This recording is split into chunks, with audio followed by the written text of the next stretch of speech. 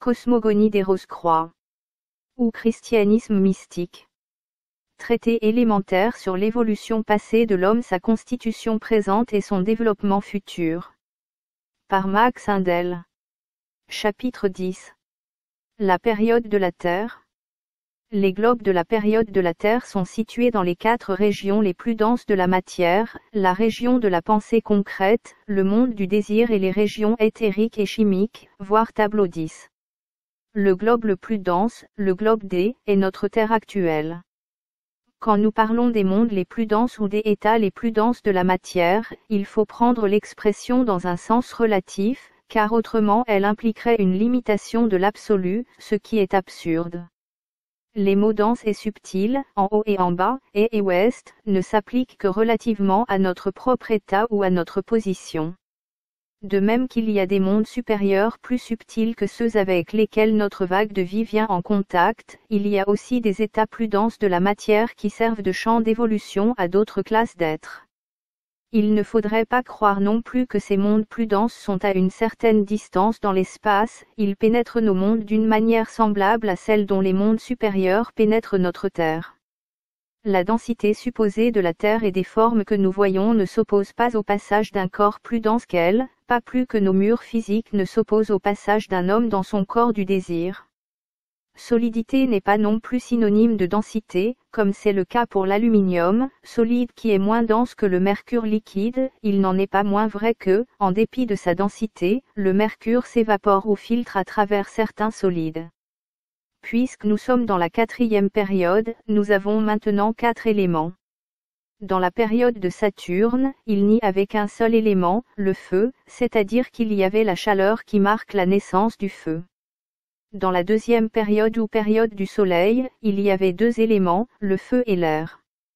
Dans la 3e période, ou période de la Lune, l'élément eau fut ajouté aux autres, et, dans la 4e période ou période de la Terre, le 4e élément parut, la Terre. On peut ainsi voir qu'un nouvel élément fut ajouté dans chaque période. Dans la période de Jupiter, un élément de nature spirituelle sera ajouté pour s'unir à la parole, de telle sorte que les mots transmettront invariablement avec eux le sens voulu, au lieu d'être la cause d'équivoque, comme c'est souvent le cas maintenant.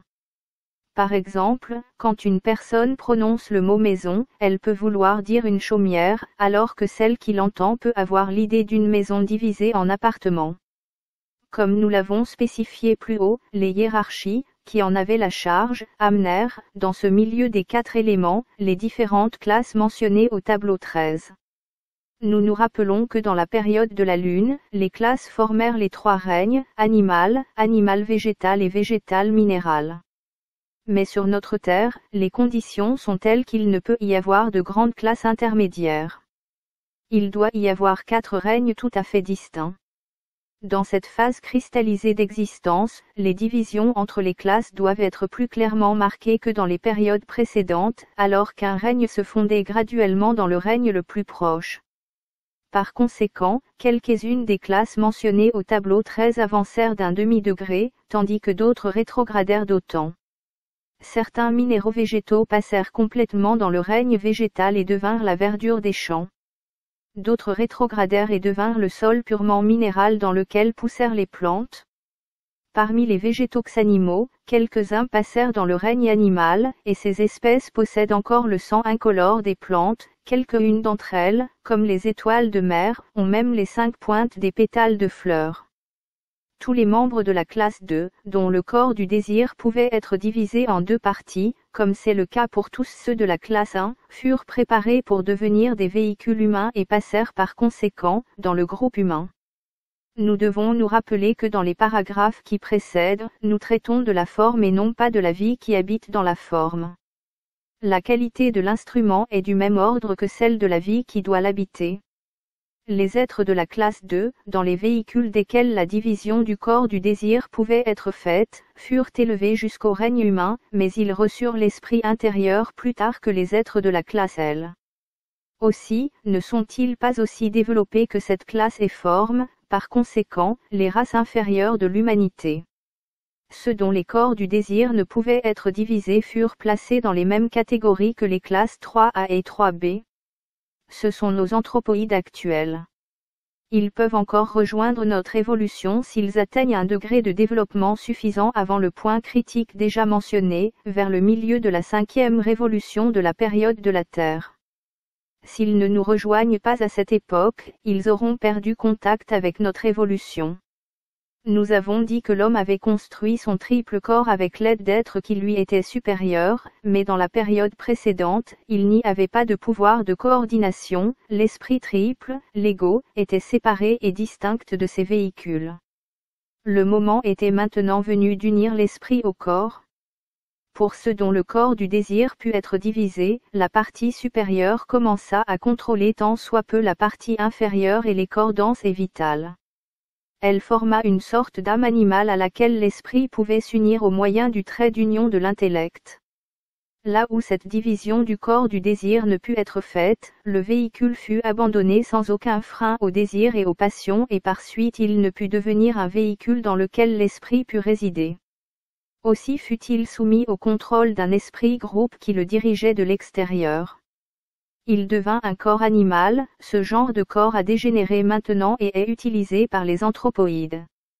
Là où se produisit la division du corps du désir, le corps dense prit graduellement une position verticale, soustrayant ainsi la colonne vertébrale à l'influence des courants horizontaux du monde du désir au moyen desquels l'esprit groupe agit sur l'animal à travers la colonne vertébrale horizontale. L'ego put alors entrer, se mettre au travail et s'exprimer par l'intermédiaire de l'épine dorsale verticale, construire le larynx vertical et le cerveau pour s'exprimer dans le corps dense. Un larynx horizontal est aussi sous le contrôle de l'esprit groupe. Il est vrai que certains animaux, tels que le perroquet, peuvent, grâce à leur larynx vertical, prononcer des mots, mais ils ne peuvent s'en servir d'une manière intelligente. L'usage de mots pour exprimer la pensée est le plus grand privilège de l'homme et il ne peut être exercé que par une entité douée de raison et qui pense. Si l'étudiant garde bien cette particularité présente à l'esprit, il lui sera plus facile de suivre les divers degrés qui conduisent à ce résultat. Révolution de Saturne de la période de la Terre. C'est pendant la révolution de Saturne de chaque période que le corps dense est reconstruit. Cette fois, il reçut le pouvoir de former un cerveau et de devenir un véhicule pour le germe de l'intellect qu'il devait recevoir plus tard. Cette addition constitua la reconstruction finale du corps dense et le rendit capable d'atteindre le degré d'efficacité le plus élevé possible pour un tel véhicule. Une sagesse ineffable a présidé à cette reconstruction. Ce véhicule est une merveille. On n'insistera jamais trop auprès de l'étudiant sur les facilités infinies offertes par cet instrument pour acquérir des connaissances et sur les privilèges qu'il confère à l'homme, sur le prix qu'il devrait y attacher et sur la reconnaissance qu'il devrait avoir de le posséder. Nous avons donné précédemment quelques exemples de la perfection de la construction et de l'intelligente faculté d'adaptation de ce véhicule mais, afin de faire mieux pénétrer cette importante vérité dans l'esprit de l'étudiant, il n'est peut-être pas inutile de donner de nouveaux exemples de cette sagesse et de parler aussi du travail de l'ego dans le sang. On sait, généralement d'une façon plutôt vague, que le suc gastrique agit sur les aliments de manière à en faciliter l'assimilation, mais en dehors de la profession médicale, peu de personnes savent qu'il y a plusieurs qualités de suc gastrique appropriées au traitement des divers aliments. Il n'en est pas moins vrai que les recherches de Pavlov ont établi de façon certaine le fait qu'il y a une sorte de suc gastrique pour digérer la viande, une autre pour le lait, une autre pour les fruits acides. Nous pouvons dire en passant que c'est pour cette raison que les aliments ne forment pas toujours de bons mélanges. Le lait, par exemple, demande un suc gastrique très différent de presque tous les autres, excepté de celui qui est nécessaire pour la digestion des aliments amylacés, et il n'est pas facile à digérer quand il est employé avec tout autre aliment que des céréales. Le seul fait que l'ego, dans son travail subconscient, soit capable de choisir les divers sucs appropriés aux différentes sortes d'aliments qui passent dans l'estomac et de leur donner la force et le débit nécessaires pour les digérer, montre une merveilleuse sagesse. Cependant, plus merveilleux encore est le fait que le suc gastrique est versé dans l'estomac avant que les aliments n'y arrivent. Nous ne dirigeons pas consciemment l'opération par laquelle ce fluide est mélangé. La grande majorité des gens ne sait rien du métabolisme ou de toute autre action chimique. Aussi, il ne suffit pas de dire que, au moment où nous goûtons les aliments, nous dirigeons l'opération au moyen de signaux transmis par le système nerveux. Quand le fait du choix des sucs gastriques fut démontré pour la première fois, les hommes de science furent extrêmement embarrassés en cherchant à comprendre comment le suc approprié était choisi et ce qui causait son écoulement dans l'estomac avant l'entrée des aliments. Ils pensaient que le signal était transmis par le système nerveux. Mais il fut démontré, sans doute possible, que le suc approprié était versé dans l'estomac, alors même que le système nerveux était bloqué. Finalement, Starlin et Bellis, par une série d'expériences d'une extrême ingéniosité, prouvèrent qu'une quantité infinitésimale de nourriture est absorbée par le sang aussitôt qu'elle pénètre dans la bouche, qu'elle va à l'avance vers les glandes digestives et cause un écoulement du suc gastrique approprié. Mais ceci n'est que le côté physique du phénomène. Pour saisir dans son ensemble le merveilleux rapport, nous devons faire appel à la science occulte. Elle seule explique pourquoi le signal est transmis par le sang. Le sang est un des produits supérieurs du corps vital. L'ego guide et contrôle son instrument par lui, par suite, il est aussi l'intermédiaire employé pour agir sur le système nerveux. Pendant une partie du temps que dure la digestion, il agit partiellement par l'intermédiaire du système nerveux, mais spécialement au début de la digestion, il agit directement sur l'estomac. Quand, pendant les expériences scientifiques, les nerfs étaient bloqués, la transmission directe au moyen du sang était encore ouverte, et l'ego recevait l'information nécessaire par son intermédiaire. Nous voyons aussi que le sang afflue là où l'ego déploie la plus grande activité à un moment donné. Si une situation exige soudainement que nous réfléchissions et que nous agissions, le sang est rapidement chassé vers la tête. Faut-il digérer un repas copieux, la plus grande partie du sang abandonne la tête et se concentre autour des organes de digestion. L'ego fait tous ses efforts pour débarrasser le corps des aliments superflus. C'est pourquoi, un homme ne peut pas penser avec clarté après un repas copieux. Il est assoupi, parce qu'une telle quantité de sang abandonne le cerveau, que ce qui reste ne suffit pas pour exercer les fonctions nécessaires pour être complètement conscient. De plus, presque tout le fluide de vie ou l'énergie solaire spécialisée par la rate est absorbée par le sang qui passe à travers cet organe en plus grande quantité après un repas qu'entre les repas. Ainsi, les autres parties du corps sont aussi privées dans une proportion importante du fluide de vie pendant la digestion. C'est l'ego qui pousse le sang vers le cerveau. Toutes les fois que le corps est livré au sommeil, le sang abandonne le cerveau, comme on peut le prouver en plaçant un homme sur une table spécialement mise en équilibre. Quand il s'endort, la table penche invariablement du côté des pieds, élevant la tête. Pendant la copulation, le sang est concentré dans les organes sexuels. Tous ces exemples tendent à prouver que, pendant les heures de veille, l'ego travaille dans le corps dense et le contrôle au moyen du sang. La plus grande partie de la somme totale du sang va vers la partie du corps dans laquelle, à un moment donné, l'ego déploie une activité spéciale. La reconstruction du corps dense dans la révolution de Saturne de la période de la Terre avait pour objet de le rendre capable d'être pénétré par l'intellect. Ce fut la première impulsion donnée au développement de la partie frontale du cerveau, elle marqua aussi le commencement de la division du système nerveux qui, depuis, est devenue apparente dans ses subdivisions, système nerveux volontaire et système sympathique. Ce dernier était le seul qui fut développé pendant la période de la Lune. Le système nerveux volontaire, qui d'un simple automate agissant sous la pression d'excitation venant de l'extérieur, a transformé le corps dense en un instrument doué d'une faculté extraordinaire d'adaptation et capable d'être guidé et contrôlé, de l'intérieur, par l'ego, ne fut pas ajouté au corps dense avant la présente période de la Terre. La partie principale de ce travail de reconstruction fut accomplie par les seigneurs de la forme. Ils sont la hiérarchie créatrice la plus active pendant la période de la Terre, comme l'étaient les seigneurs de la flamme dans la période de Saturne, les seigneurs de la sagesse dans la période du Soleil et les seigneurs de l'individualité dans la période de la Lune. La période de la Terre est, avant tout, la période de la forme, car c'est ici que le côté forme ou matière de l'évolution atteint son développement le plus grand et le plus prononcé. Là, l'esprit est moins puissant et plus étouffé qu'auparavant et la forme est le facteur dominant, de là, vient la prééminence des seigneurs de la forme. Révolution du Soleil de la période de la Terre.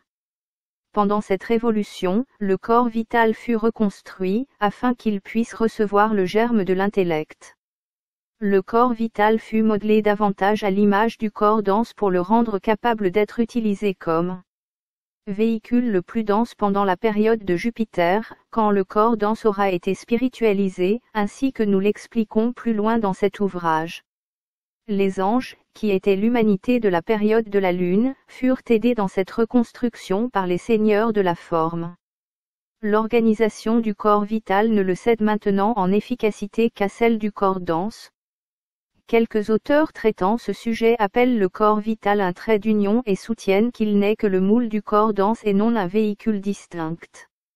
Nous ne désirons pas critiquer cette opinion et nous admettons qu'elle paraît justifiée par le fait que l'homme, dans l'état actuel de son évolution, ne peut ordinairement se servir du corps vital comme d'un véhicule distinct.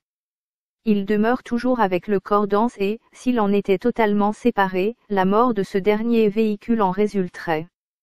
Pourtant, à une certaine époque, il n'était pas aussi étroitement relié au corps dense, comme nous allons le voir. Pendant les époques de l'histoire de notre Terre qui ont été déjà mentionnées sous le nom d'époque lémurienne et d'époque atlantéenne, l'homme était involontairement clairvoyant, et c'était justement le relâchement de cette liaison entre le corps dense et le corps vital qui était la cause de cette clairvoyance. Les initiateurs de cette époque aidaient le candidat à rendre cette liaison moins étroite, comme chez le clairvoyant volontaire. Depuis, le corps vital est devenu beaucoup plus étroitement relié au corps dense chez la majorité des hommes mais, chez tous les sensitifs, cette connexion est plus lâche. C'est cette particularité qui constitue la différence entre le psychique et une personne ordinaire qui n'est consciente que des vibrations perçues par l'intermédiaire des 5 sens. L'humanité entière doit passer par cette période de liaison étroite des véhicules et éprouver la limitation de conscience qu'elle entraîne. Il y a donc 2 classes de psychiques, ceux qui ne sont pas encore fermement incorporés dans la matière, tels que la plupart des hindous, des indiens, et qui possèdent un certain degré inférieur de clairvoyance ou qui sont sensibles aux sons de la nature, et ceux qui sont à l'avant-garde de l'évolution. Ces derniers émergent du nadir de la matérialité et peuvent être eux-mêmes divisés en 2 groupes. Le premier comprend ceux qui se développent d'une manière passive, sans grande force de volonté. Avec l'aide d'autres êtres, ils réveillent l'activité du plexus solaire et d'autres organes reliés au système nerveux involontaire. Ce sont, par conséquent, des clairvoyants involontaires, des médiums qui n'ont pas le contrôle de leurs facultés. Ceux-là ont rétrogradé. L'autre groupe comprend ceux qui, par la force de leur propre volonté, développent le pouvoir vibratoire d'organes maintenant en relation avec le système nerveux volontaire et deviennent ainsi des occultistes correctement développés, pouvant contrôler leur propre corps et exercer la faculté de clairvoyance au gré de leur volonté. On les appelle des clairvoyants volontaires. Dans la période de Jupiter, l'homme fonctionnera dans son corps vital comme il le fait actuellement dans son corps dense, et comme il n'y a pas dans la nature de développement soudain, le procédé de séparation des 2 corps a déjà commencé. Le corps vital atteindra alors un degré d'efficacité beaucoup plus grand que celui atteint de nos jours par le corps dense. C'est un véhicule beaucoup plus flexible que ce dernier que l'esprit pourra alors utiliser d'une manière impossible à réaliser dans le cas du véhicule physique actuel. Révolution de la Lune de la période de la Terre. Dans cette révolution, la période de la Lune fut récapitulée dans des conditions à peu près analogues, sur une échelle plus élevée, que sur le globe D de cette période. Il y avait la même sorte d'atmosphère de brouillard de feu, le même noyau brûlant, la même division du globe en 2 parties, afin de permettre aux êtres les plus développés de progresser au taux et avec la rapidité convenable que des entités telles que celles qui composent notre humanité ne pourraient égaler. Pendant cette révolution, les archanges, humanité de la période du Soleil, et les seigneurs de la forme se chargèrent de la reconstruction du corps du désir, mais ils n'étaient pas seuls à faire ce travail. Quand la division du globe en 2 parties eut lieu, il se produisit une division analogue dans le corps du désir de quelques-uns des êtres en évolution. Nous avons déjà noté que, là où cette division s'accomplit, la forme était prête à devenir le véhicule d'un esprit intérieur et, pour faciliter cet objet, les seigneurs de l'intellect, humanité de la période de Saturne, prirent le contrôle de la partie supérieure du corps du désir et y implantèrent le principe du moi distinct, séparate self-haute, sans lequel l'homme actuel, avec toutes ses glorieuses capacités latentes, n'aurait jamais pu exister. Ainsi, dans la dernière partie de la révolution de la Lune, le premier germe de la personnalité distincte, separate personality, fut implanté dans la partie supérieure du corps du désir par les seigneurs de l'intellect. Les archanges travaillaient sur la partie inférieure du corps du désir et lui donnèrent les désirs purement animaux. Ils travaillèrent aussi sur les corps dont la division n'avait pas eu lieu. Quelques-uns de ces corps devaient devenir les véhicules des esprits groupes des animaux qui travaillent sur ces derniers, de l'extérieur, mais qui n'entrent pas complètement dans les formes animales, comme l'esprit individuel entre dans le corps humain. Le corps du désir fut reconstruit pour le rendre capable d'être pénétré par le germe de l'intellect qui, pendant la période de la Terre, sera implanté dans tous les corps du désir dans lesquels la division put se produire. Comme nous l'avons expliqué précédemment, le corps du désir est un ovoïde non organisé dont le centre contient le corps dense, comme une tache sombre, tel le blanc de l'œuf entourant le jaune. Il y a dans cet ovoïde un certain nombre de centres de perception qui ont paru depuis le début de la période de la Terre chez la majorité des hommes. Ces centres ont seulement l'apparence de remous dans un courant et ne sont pas éveillés actuellement, aussi leur corps du désir est-il pour eux sans utilité en tant que véhicule distinct de conscience, mais quand ces centres de perception sont éveillés, ils ressemblent à des tourbillons rapides. Période de repos entre les révolutions. Jusqu'à présent, nous n'avons parlé que des nuits cosmiques qui séparent les périodes. Nous avons vu qu'il y avait un intervalle de repos et d'assimilation entre la période de Saturne et la période du Soleil, une autre nuit cosmique entre la période du Soleil et la période de la Lune. Mais il y a, en outre, des intervalles de repos entre les révolutions. Nous pouvons comparer les périodes aux diverses incarnations d'un homme, les nuits cosmiques entre ces périodes aux intervalles entre les morts et les renaissances, le repos entre les révolutions serait alors analogue à la période de sommeil entre 2 jours. Quand une nuit cosmique commence, toutes les choses manifestées sont de nouveau dissoutes en une masse homogène, le cosmos retourne au chaos. C'est ce retour périodique de la matière à l'état de substance primordiale qui rend possible l'évolution de l'esprit. Si la cristallisation ayant cours pendant la manifestation active devait continuer indéfiniment, elle opposerait un obstacle insurmontable au progrès de l'esprit. Chaque fois que la matière s'est cristallisée au point que l'esprit n'en puisse plus faire usage, celui-ci se retire pour recouvrer son énergie épuisée, en vertu du même principe qu'un forêt mécanique qui s'est arrêté en s'enfonçant dans un métal dur est retiré pour regagner son élan. Il est alors capable de creuser son chemin plus profondément dans le métal. Débarrassé de l'énergie cristallisante des esprits en évolution, les forces chimiques de la matière ramènent le cosmos au chaos en rétablissant la matière dans son état primordial, afin que les esprits vierges régénérés puissent inaugurer une ère nouvelle à l'aube d'un nouveau jour de manifestation. L'expérience acquise dans les périodes et les révolutions précédentes permet à l'esprit de reconstruire ses véhicules jusqu'au point atteint dans le passé avec une rapidité relativement grande, et elle facilite aussi les progrès ultérieurs en ordonnant tel changement que la somme totale de son expérience recommande. Ainsi, à la fin de la révolution de la Lune de la période de la Terre, tous les globes et toute la vie retournent au chaos d'où ils émergent au commencement de la 4e révolution. 4e révolution de la période de la Terre. Dans la complexité extrême du plan de l'évolution, il y a toujours des spirales inscrites dans des spirales, à l'infini.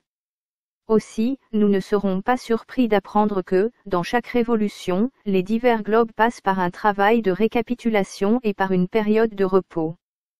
Quand, dans cette révolution, la vague de vie reparut sur le globe A, elle passa par le développement de la période de Saturne, puis, après un repos qui, toutefois, n'entraîna pas la destruction complète du globe, mais seulement une altération, elle reparut sur le globe B, sur lequel fut récapitulé le travail de la période du Soleil. Après une période de repos, la vague de vie passa sur le globe C, où le travail de la période de la Lune fut répété. Finalement, elle arriva sur le globe D, qui est notre Terre, et c'est seulement alors que le travail propre à la période de la Terre commença. Même alors, la spirale inscrite dans la spirale de l'évolution fit que cette période ne commença pas dès l'arrivée de la vague de vie venant du globe C, car le germe de l'intellect ne fut pas implanté avant la 4e époque, les 3 premières époques étant de nouvelles récapitulations de la période de Saturne et des périodes du Soleil et de la Lune, mais toujours sur un échelon plus avancé.